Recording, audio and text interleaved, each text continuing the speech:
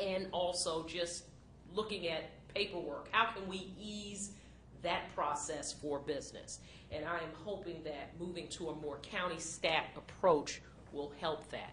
And, just whoever, looking at the people I put in position to also be dedicated to being driven by the data, the performance, and looking at those numbers. And that also can yield savings. It improves customer service, and it also yields just savings, a county stat approach.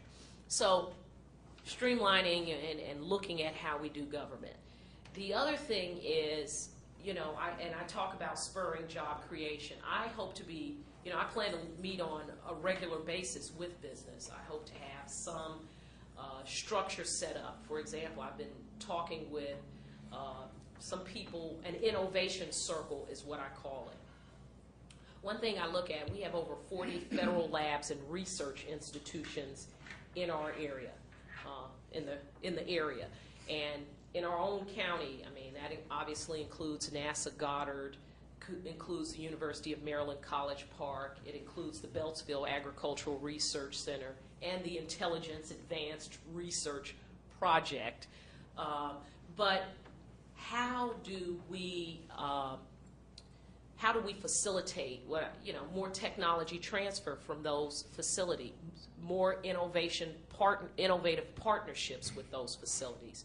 For example, if you look at the 270 corridor in Montgomery County, which many view as a great model, many of the businesses, many of the enterprises you see there are built off of technology transfer from the National Institutes of Health and from the University of Maryland College Park. In other words, great ideas born in the laboratory that have gone unused, that are a product of federal or state research and development dollars. So you have a great idea, it's not being used by the state or a federal facility.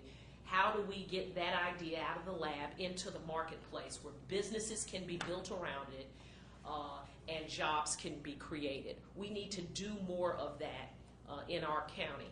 So having a group of businesses and growing those businesses, trying to help them navigate the process from idea, perhaps, through the Small Business Innovation Research Grant process or the Small Business Technology Transfer process. How do we help develop that core of savvy businesses that can navigate that entire process and bring that idea to market and sell it all around the world and create jobs as well? So I will be meeting, on a quarterly basis with businesses and taking in regular input. How do we grow those enterprises? How do we streamline the process?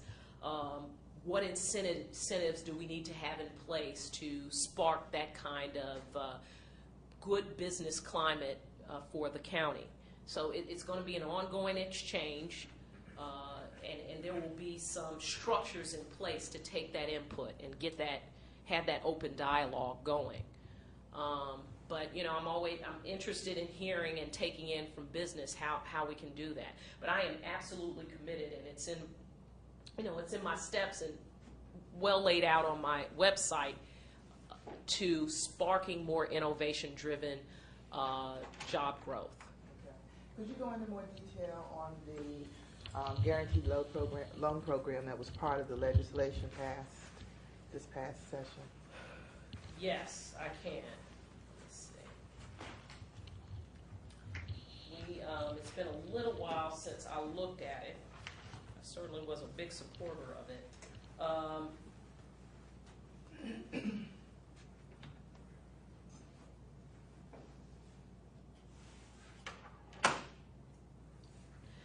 It's a program run through the Maryland Department of Business, DBED, Department of Economic Development, Business and Economic Development. And it streamlines the loan approval process, expands some access to the credits. I can get you more information about it.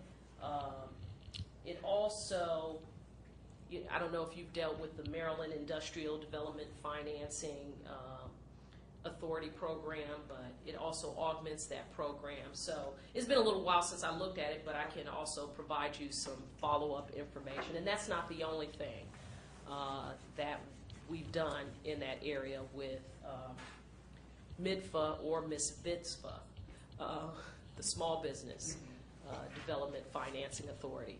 So I can certainly get you some more information about both those programs and how we've augmented them in recent years. Okay. My last question. The delegation proposed some legislation in this past session that had to do with restructuring small business development agencies within Prince George's County. Yeah, I'm familiar. You mean looking at the Revenue Authority, the Redevelopment Authority, and the Economic Development Corporation. Yeah, can you share some of the background thinking to why that was proposed and what it was intended to accomplish? Well, I think what people are looking at, if the budgets persist, and I even talk about this, how do we deal with these budget issues? We have nearly 30 budgeted agencies. We have numerous boards and commissions. At least for the budgeted agencies, are there agencies that have overlapping functions that could be consolidated? That was the thinking behind it. Okay. So it was authorizing legislation for the county that would allow them to basically enable them to perhaps consolidate those agencies because they have some overlapping functions, or consolidate portions of those agencies that have overlapping functions, perhaps as a budget-saving mechanism.